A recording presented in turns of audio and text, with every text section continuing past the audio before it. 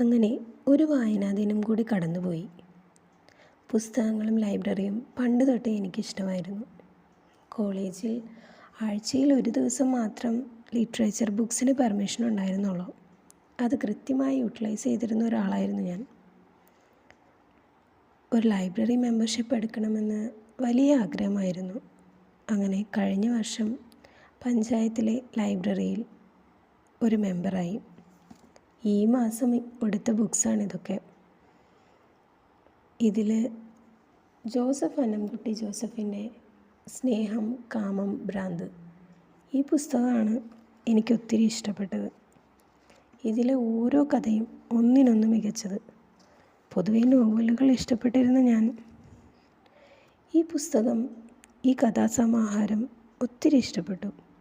സിനിമയുടെ വ്യാപ്തിയുള്ള കഥകളാണ് ഓരോന്നും. മനസ്സിനെ പിടിച്ചിരുത്തുന്ന വ്യത്യസ്തമായ കഥകൾ.